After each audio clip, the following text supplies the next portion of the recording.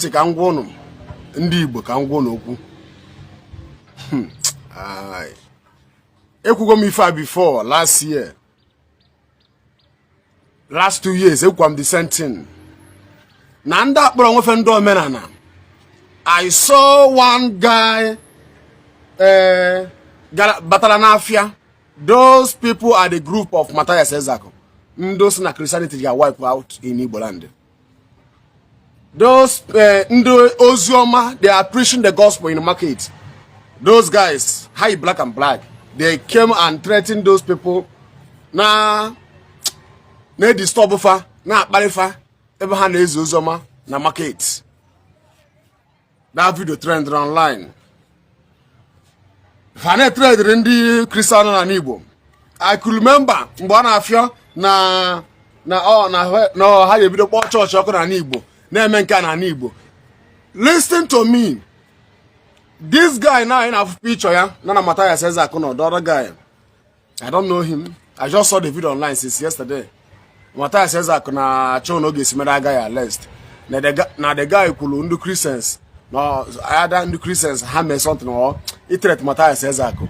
But I saw the Matthias says I could but do Christians and all these things in the saga, Basa Christian and the tradition. Never an Igbo. Eventually ikwu bụ ndị Igbo akwụrụ ife ahụ na-eme ọkacha Matthias Ezako akwụrụ ife ahụ kpọ nwụrụ ndị omenala na-eme na Igbo, most especially ndị anụ obodo Igbo, ndị Igbo anụ obodo Igbo. Mgbe ọ ga-esearch unu ga-esi obodo Igbo bata na Igbo so wee bido ihe dị na ya. Ife ahụ na-eme unu kpọ nwụrụ ndị omenala weta hatred bata onye Christian nwụọ ụna na-amụ ọkụ ya, ụna na-amụ ọkụ ozu. Very wicked tribe called Igbo. Most of people are Bogomasi, Hapolomasi, Zulufoshi, Hapolomasi because I preach Jesus Christ. I'm telling you what is happening in Igbo land. I'm stood up for Biafra. Name a video. Basra Biafra. I name a video Basra Biafra. Last 2 years ago. Before I'm busy, no problem with them. I'm a video of my. I spend my money. Me general studio, mecha girl shoot video that time because the phone me I will before that time. And when we can spend it at something thousand naira me video. Mbondo bloggers, Facebook are not paying me shishi, but I'm doing those videos because of the sake of Igbos. Mbondo bloggers so go here post that my video. Kwando Biafra television on social media, some post on it for free. Why I'm doing this thing for the Igbos? Now, do you know that most of people now fight Biafra, now fight for Biafra right now, as I'm talking to you. Biafra now they can anything concern Biafra. They refuse to post my video. Why? Because I'm a priest Jesus. Ngwagu Nindibo would the most finished tribe on in this country. I don't quote me anywhere. Ndibo would the most useless and finished tribe on Igbo. I'm in this country called Nigeria. I'm not even happy for what I'm seeing. This time, the important time, Ndibo need not supposed to gang together. Both Igbo and Balance, Igbo Christians, all of us supposed to gang together to fight for Biafra, to fight for our freedom. But right now, they are fighting themselves. Christianity color, Indoman color, fighting themselves. Keronu get one mind. Fight here, Nigeria to bring Biafra. Go and check it on your page. 99 of people after now fight for Biafra. How to go Biafra and fight now? They are now fighting their Igbos brothers to be Christians. I'm telling you the truth. And there was a time. Now, I don't want to say this on social media. Most of people when they post my video, now Biafra television and all these things, they refuse to post my video again because I'm preaching Jesus, because I'm evangelist. Gonna qualify also. Let me block this person immediately. Also, you don't have sense because if you have, wait, let me see what I need. I need to do. I need to wait. Says you have for use Igbo. Okay. My brother, sorry. I'm sorry for that. You cannot try man me use Igbo. Can they use Igbo because anyway. If an Igbo, but the time that all the Igbos, Matthias says, what is your problem? What is your problem in achi with trouble na Igbo? Preach your menana. Only pastor obuna suku bia kpo church, ga kpo church yoko. Nobody will hold you. Ibulu pastor, any native doctor suku bia kpo okwa no so okwa church zikpara no so. Go and do it. Only pastor obuna bi nu na eja kpo okwa no so okwu. Ya nwa choro okwu. Yes, because it can happen.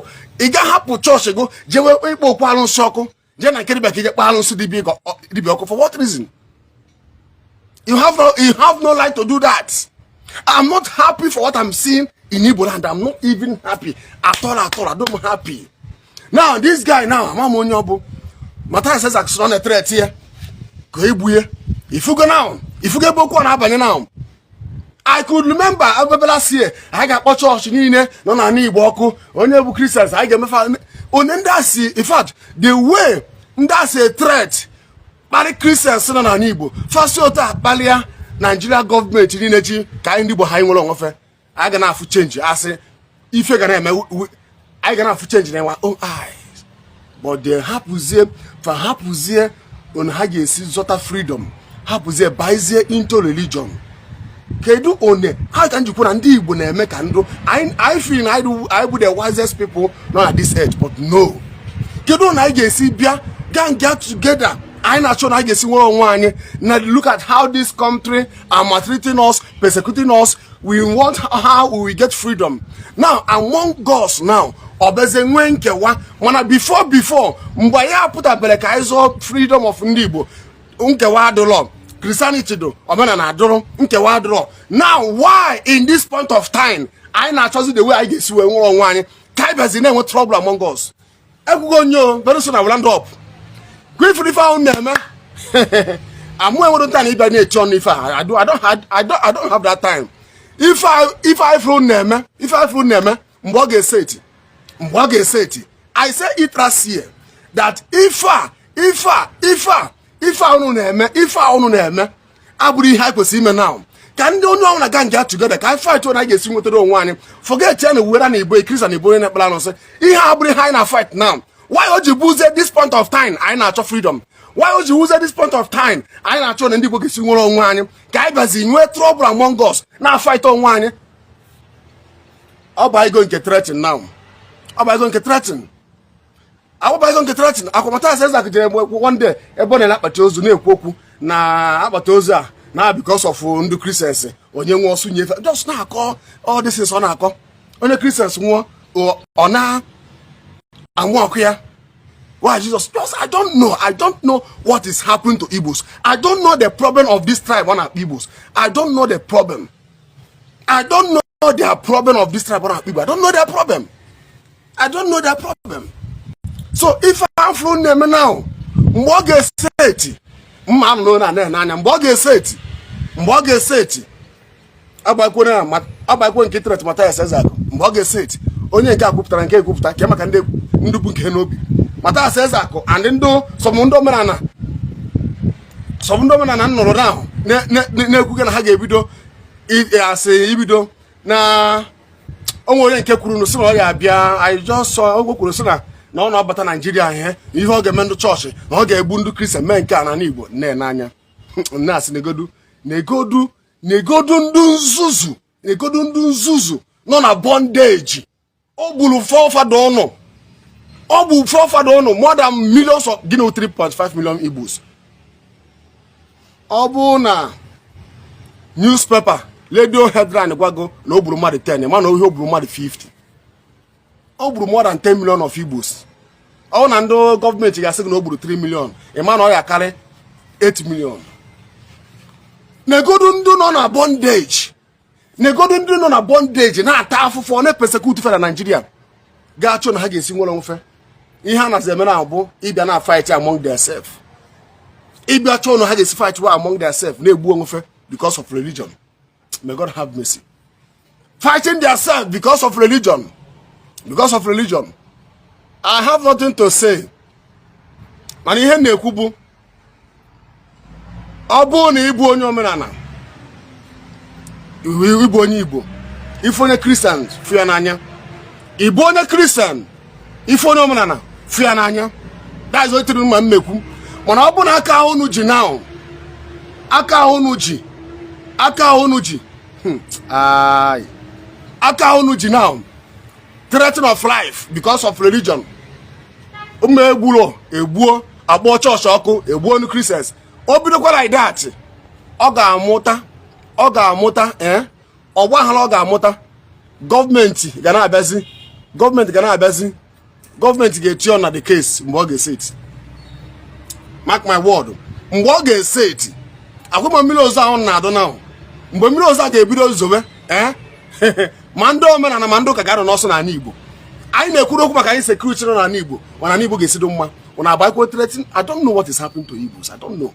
When I buy threatening of life, because of what? Because of religion. Because of religion. What is religion? Because of religion, threatening of life. Because of religion. I don't know. Nigeria. Insecurity. Na Igbo. Some Igbo na ujo adi ekwa na Igbo. Some choi me Igbo nkwa ni choi kwozu fa puasa di Igbo land. O nwende na emewe di me traditional marriage na Lagos ma Abuja. Ha ga abata ben na fa na Igbo because of insecurity. Trouble everywhere. And in among us, I ebido ko trouble nke anyị na fight onwe anyị. Ina fight religion. Igbo onye ụka fonyo mala na n'anya. Igbo onye mala na fonyo ka n'anya. I have in my live video that I carry 20 minutes. Just the shift here. The shift here. But I'm not happy. The main thing Mataya says I carry an ife. Or they are ife because onwe go some ndo menana. Bore ya gwa ya ma nwanne mo. Onisi ife na ekudo mma. Mono onisi ekuzi okwu the way is relax adro mma. Calm more down. Mataya says I carry ano. Or they take advice. All feeling not at the crowd. So he can do whatever he want to do. Because both good and bad. People will cry for him because they love him. Or they got advice. They got advice. When Mataya says Lord Zeus Oku. Kucho Okwa. When somebody ngwa see ya. Na Mataya says Roku Kobolia. Because Cambridge Mataya says Doku. Ọ ga-eji m ikpe onye ahụ iyi ma mkpali mana ọ bụ ala Zeus okwu with good voice nso hey Mathias Ezako change kwa now. I was very happy to see how Mathias Ezako spoke to Lord Zeus gbasara that native doctor nyiri young boy na ndụ ka o wele aduko so na wana we binye. I believe that all of you watched that video. So some people ndo believe in tradition binye na challenge Lord Zeus. Mathias Ezako ebinikwo nke gwa Lord Zeus okwu. One knows the one who I so much love it. Simple. Preach your own. Onecho ya bata. Practical. Onecho ya for him and bata. Manage is na threat to other people. Stop threatening other people. Now they go down. They have threaten of life. Because let me end this video here. But Milozuza on Nado. Kifu Miloza on Nado. Mecha can't chop video me last year. Can't all these old my videos can post where I can't even before. Miloza on Nado now. Na dry. Kobata. Mboge videos over. Mando Christiano. Mando Kagano no so. I na boss on security na Igbo. I na boss in security na Igbo. Na Igbo adroma.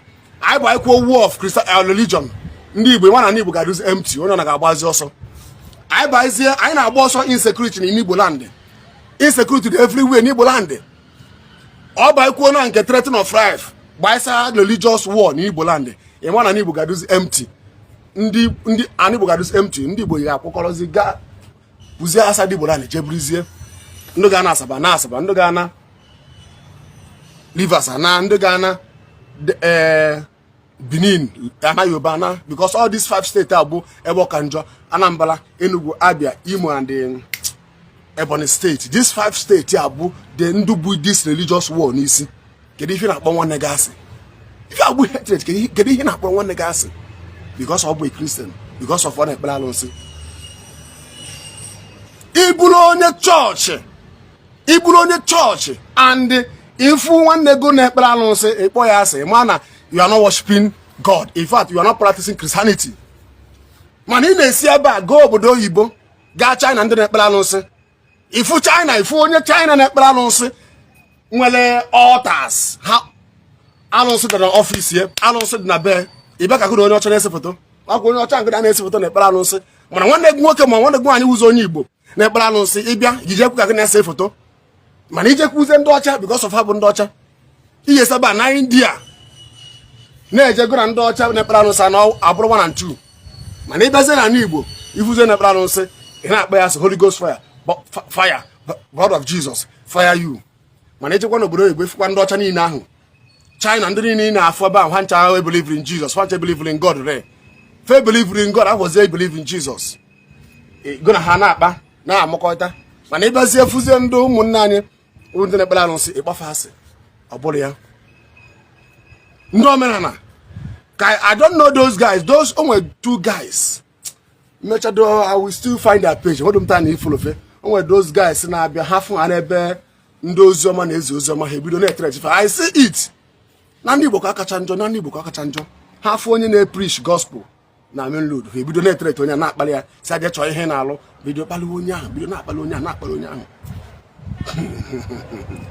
so I'm about to land up ndị Igbo this is not the time of all these things I na-eme na social media this is not the time for all these things we are fighting ourselves on social media because of religion.